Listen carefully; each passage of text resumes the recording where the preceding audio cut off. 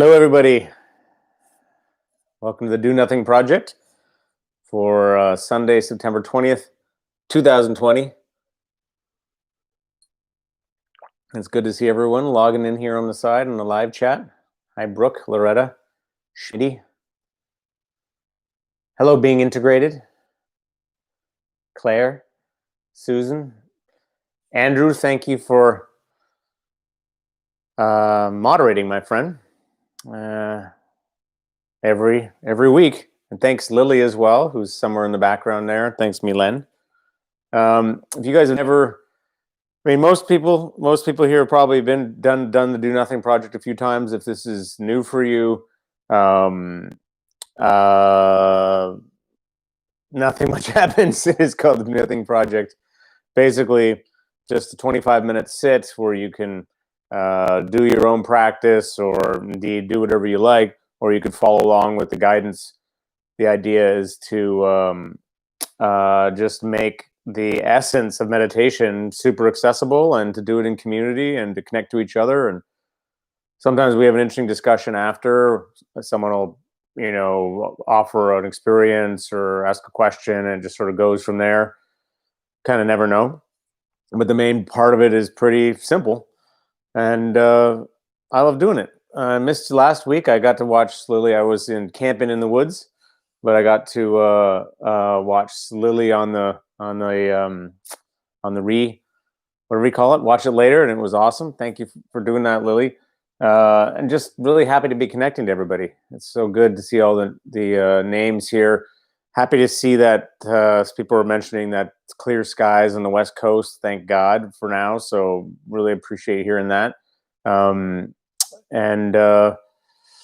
Yeah. So what are we going to do today? I'm tired. I've been moving. We moved to this new place. It's, I don't know, just like boxes and stuff everywhere. There's this place here, and it's a pretty sweet rental apartment in this part of Toronto that we got a really great deal on it, and it's beautiful. If you can't see through here, but there's basically streetcars going by, so you're going to hear those.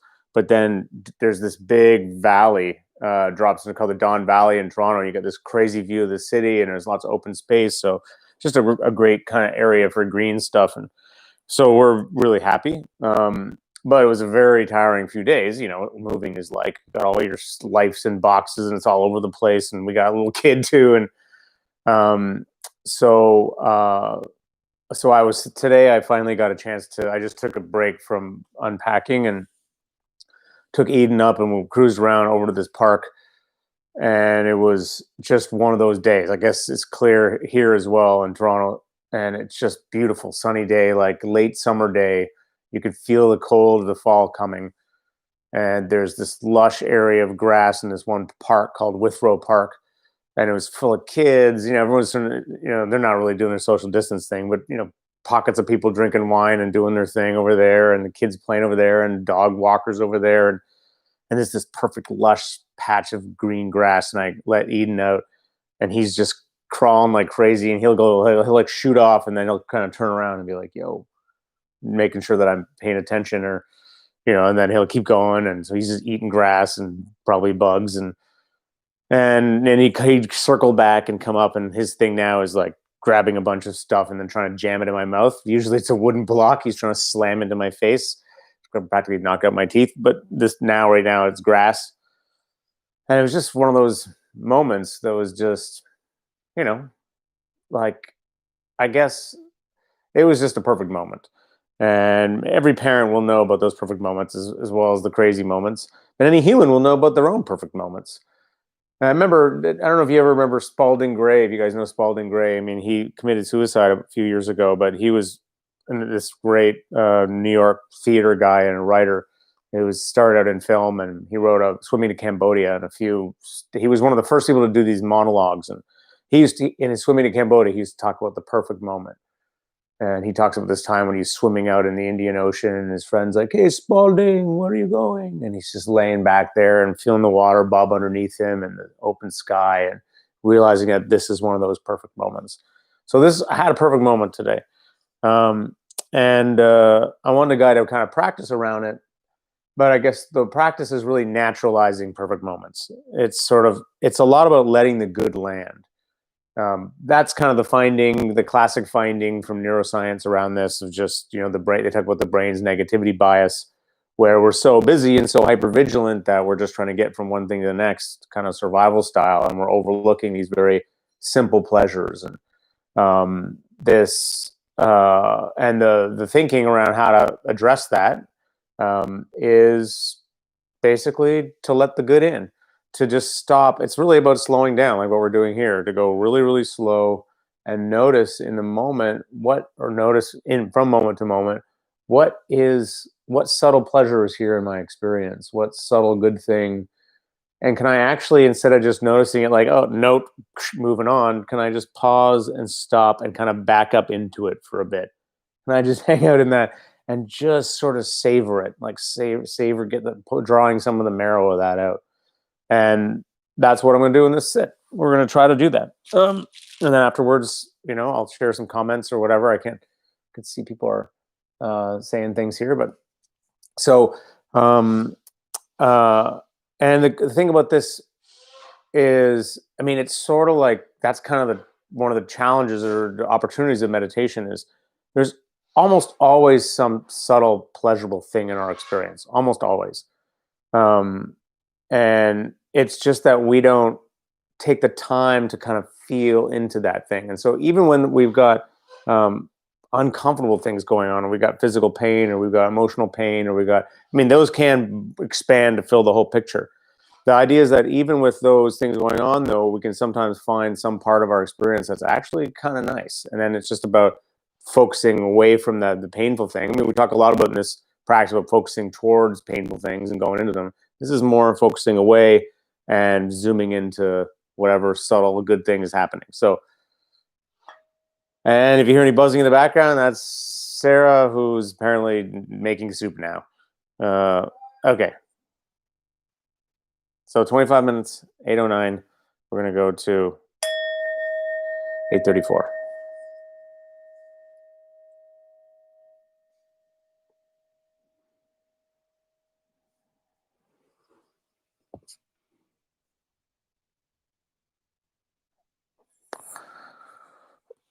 All right.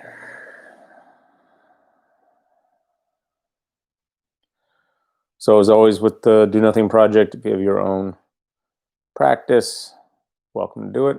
Or you can kind of follow along with this rough guidance.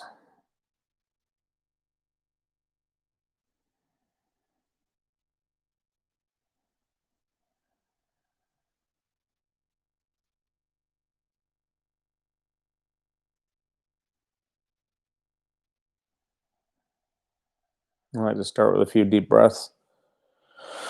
Stretching up on the inhale. Nice long exhale. That's letting the good land. Exhaling and noticing the settling. That's very subtle. Can be subtle, can be more noticeable. The feeling of the diaphragm relaxing.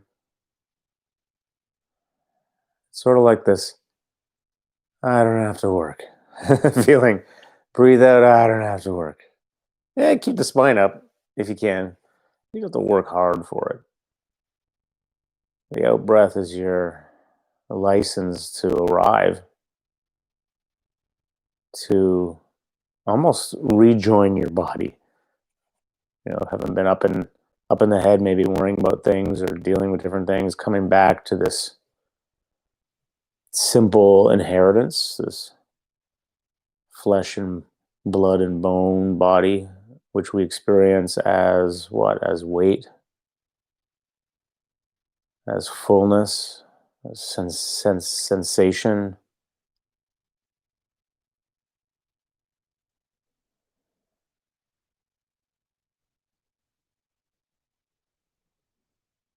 So the first good, maybe after the exhale, that we can really let land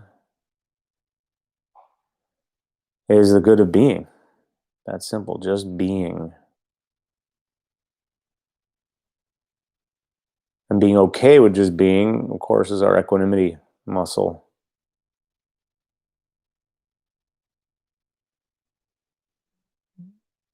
And that's not some vague injunction. That's specific to this moment, to your exact context, the sounds around you, or the lack of sounds,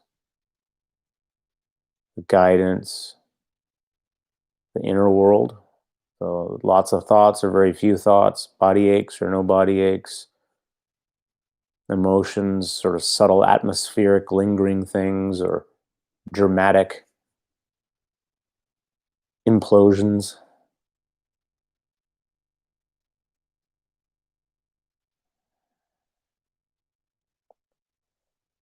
So the equanimity piece is like, oh yeah, okay, all that's happening. May not be perfect, but it's here. And under all of it, holding all of it, just the being itself. So can we find something good in that? Not as a opinion, but as an experience.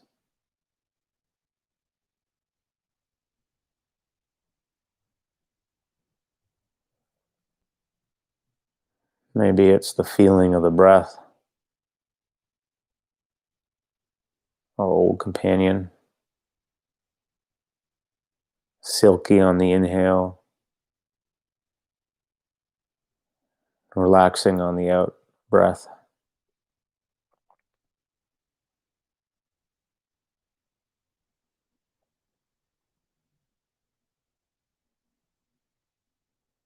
Maybe it's the sense of the whole body sitting, any feelings of rest or feelings of aliveness, comforting weight of the body.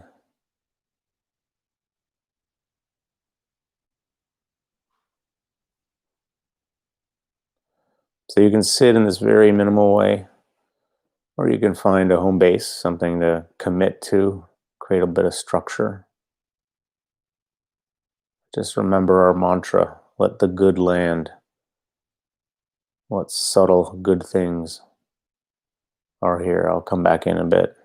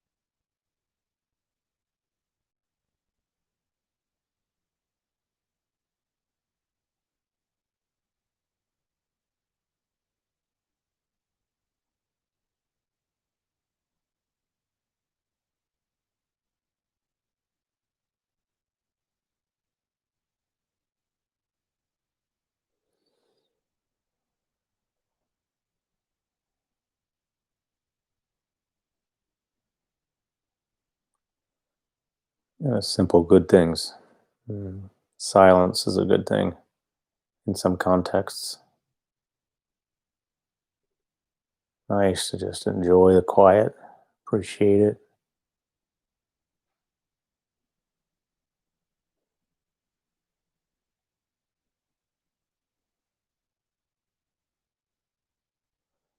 And also the sense of getting a break, not needing to be anywhere else, do anything.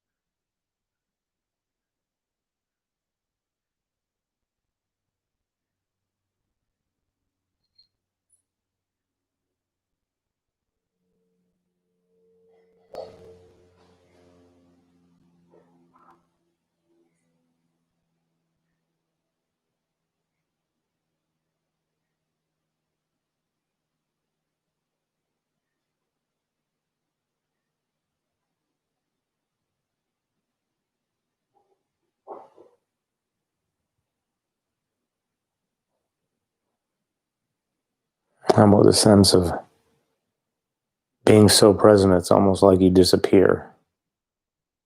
And by that, I guess I mean being so open,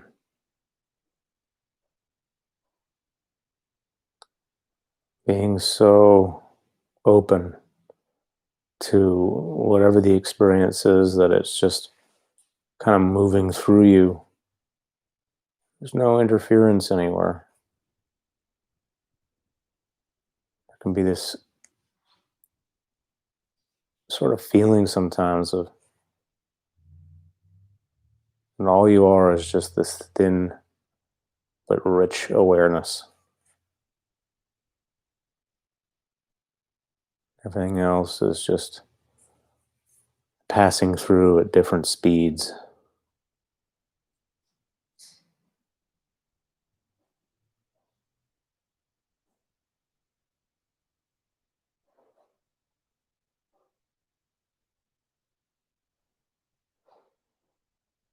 It feels good to disappear.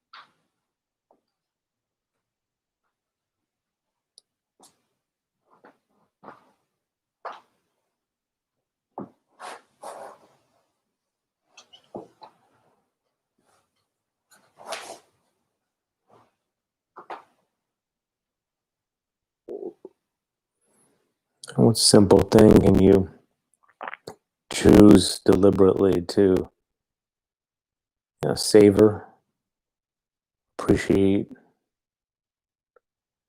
staying with the thing? Simple sensation, feeling, and orientation. Something that's often always there, underneath everything, underneath all the busyness.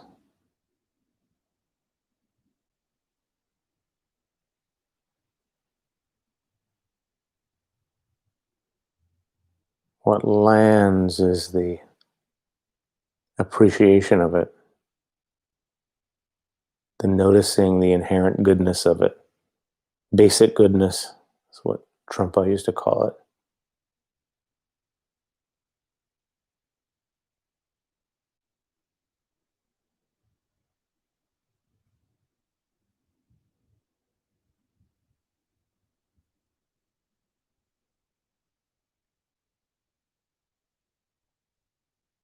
Of course, if you got lots of thoughts, things that are challenging, it's all right. You're not trying to stop any of that or vilify it or push it away. Just let it be there. Yeah, acceptance is a basic goodness we bring with us.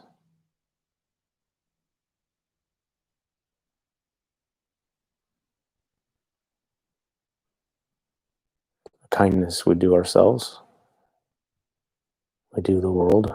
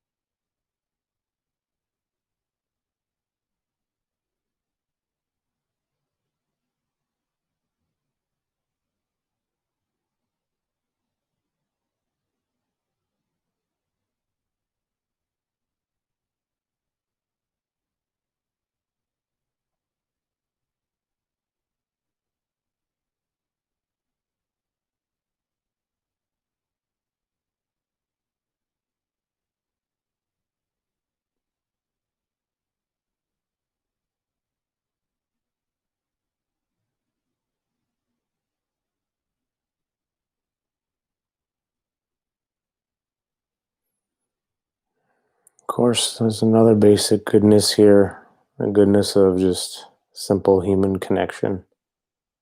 This community, in which you are most definitely a part if you are here. So acknowledging that connection,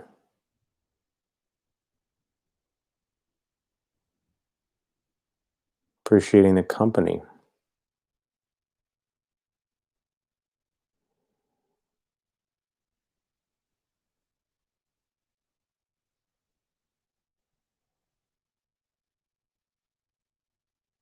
And who else are you connected to? You can let the faces move through the mind's eye. Maybe for some people, like a Rolodex flickering quickly, for others, much more slowly. Faces from the past, from the present, from photos, from memory. I guess it's all memory.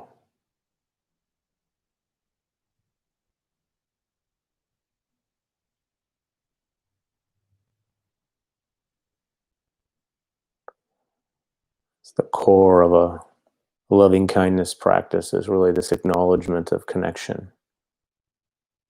All people you're connected to, animals, children, trees,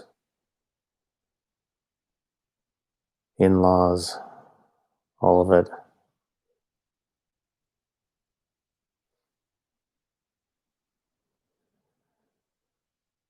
So this is our customized loving kindness practice, just breathing in your appreciation, breathing out your care, breathing in your thanks, acknowledging that connection.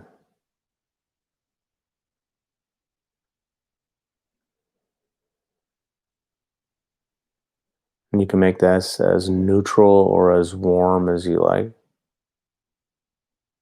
The acknowledgement of connection is already the medicine.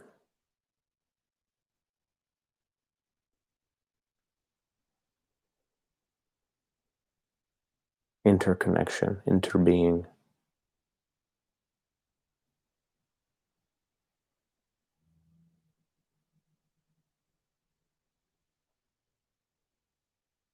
Letting that land. And then letting it land again. Each moment a new opportunity.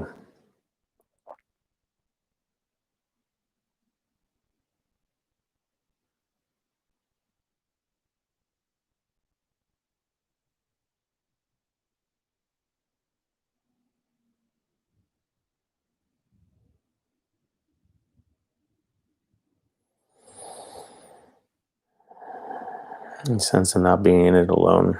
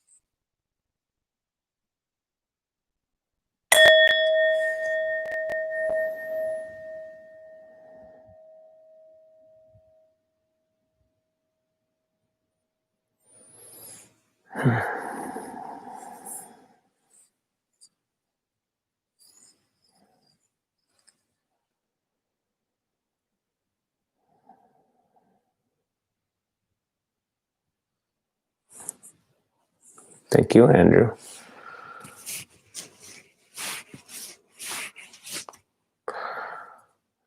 Glad you enjoyed the meditation, Brenda. The reminder of connection.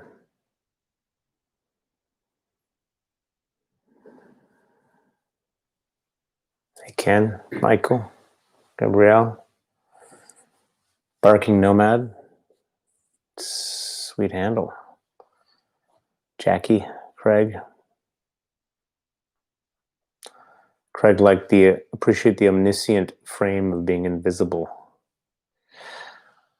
Tell me about that. You guys ever get that? The sense sometimes that you're not even here. You're here, but everything gets so still. So much of what you think is you is the interference. But the real you is just what's almost not here at all. Blessings to all of you.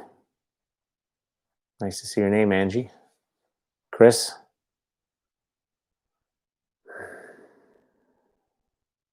Siobhan. Shayna. Glad I got you guys feeling peaceful. Leonardo. Adam. Richard. William also likes the practice of disappearing into the oblivion of things, to borrow from Merton. Totally.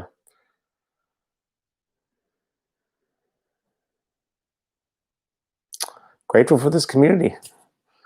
Love you guys. It's just such a gift. That's the good.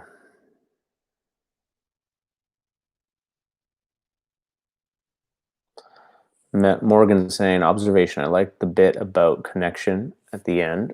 Report. There is a lot of me in my practice, if that makes sense. Yeah. Sometimes there's a lot of me in my practice too. And I guess that there's different ways you can interpret that. There's sometimes a lot of thinking. Sometimes there's a lot of self-referential thinking. Sometimes just a really strong feeling of yourself. Just different layers of me-ness. It's all normal. My teacher, Shinzen, used to say, the small self always comes back. I love that line. It's like, it doesn't matter how long you've been meditating. I don't care who you are, how enlightened you are, how many dozens of years you've been a hardcore practitioner. There's no question that you go through periods of feeling like there's less of you there. You're just more relaxed into the bigger picture. And then there's periods when your stuff's right front and center and you're identified with it. And, I mean, maybe in the far reaches of like the 60,000 hours. I've got this Altered States book by Richie Davidson. The one guy they've been studying, one of these Rinpoches, I think it's something like 70,000 hours of meditation. Can you imagine?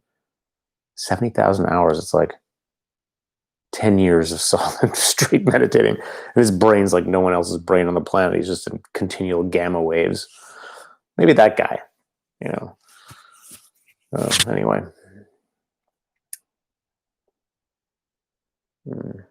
Good to see all the names.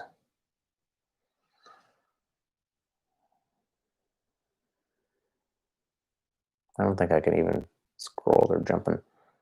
They start jumping fast, and I can't see them all. Schmitty, Fred. Oh, Jeff's saying, see you at Weber's again. If you recognize me, I'll check you out, buddy. Go by. It's a burger spot, but Jeff and I know well. How's the family? Says Kent. Family's good. Thank you for asking. How's everyone else's family? He's unbelievable. He just hit his first birthday, right? It's incredible last week. So first birthday, September 11th. He's the most freaking adorable kid ever. And we're good. Looking at Sarah, she's meditating over there. It's stressful being a parent. You know, talk about you get your best self and you get your worst self. You get your best self because you're so overjoyed and grateful, and you get your worst self because you're so overwhelmed and reactive and overtired and just become an asshole. At least I become kind of a dick, but My wife forgives me. Sarah forgives me. Hopefully. Angie saying that was a perfect for a beautiful Sunday evening with sunny skies, birds chirping, and neighborhood kids playing. Lots of good things. Yeah, there's a lot of good. That's a good list. Adam saying I'd like to practice more grounding. Any tips on using the belly, stomach as the focal point rather than the nostrils? I prefer the belly. I mean, I think what people will say, it doesn't really matter in terms of building up your basic skills, but there's definitely a phenomenological difference to focusing lower down in the body than higher up. It just seems to be more settling. So I like focusing on the belly for that reason. But it's I wouldn't generalize about it because you don't know what's going to land for you. One thing with the belly is if you're doing, maybe this is too much information, but if you're doing a lot of intense practice, sometimes you can get a lot of energy can come up if you're focusing on the lower belly, and that's can be a thing that then you need to address. Meaning you address in the moment, and by either reorienting to something else grounding and trying to let it sort of play out a little bit, or welcome to the new reality.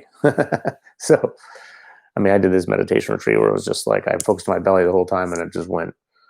But that was an intense retreat, but it just blew up, in a good and bad way. Okay, what do we got here? Lots of people saying, liked it, awesome, thank you, liked it, liked it, hated it, don't know where I am. Okay, none of that. Could be some.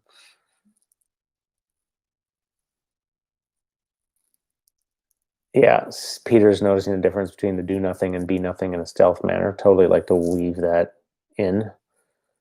Oh, Christiana, I'm so glad you liked it.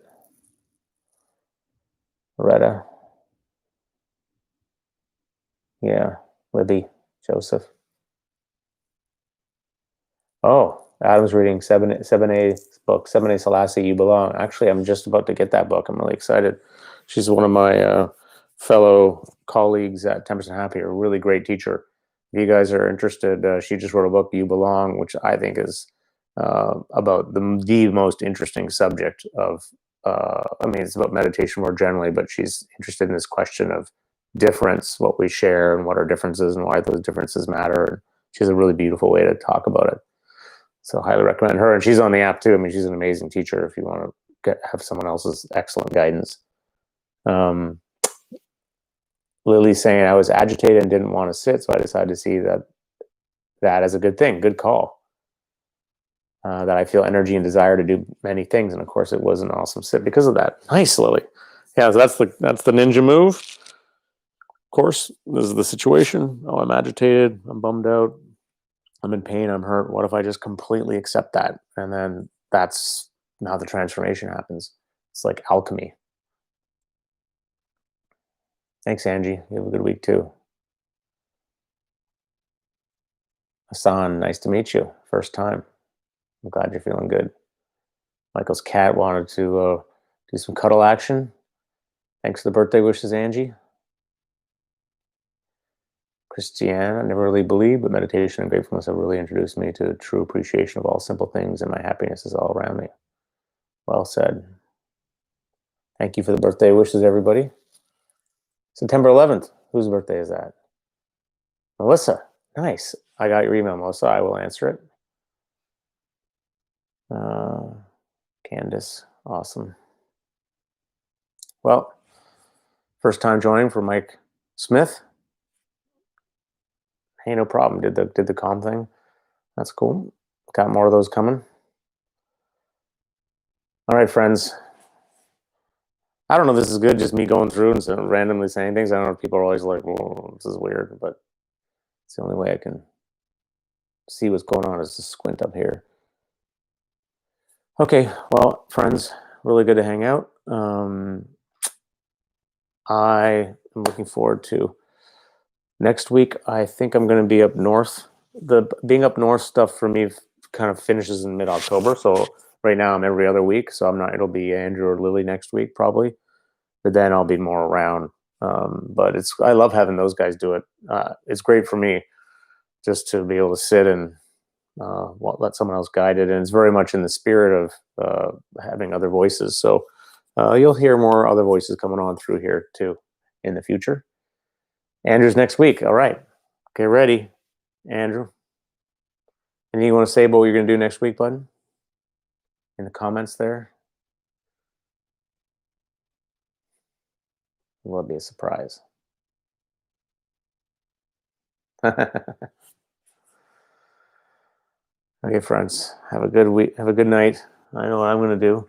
I'm going to tuck into this. Well, I might meditate some more because I kind of feel like it. But I just got this new sci-fi book I'm very excited about.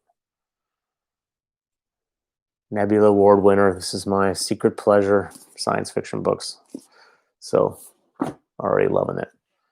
Adios, amigos. Andrew's topic is econo next week.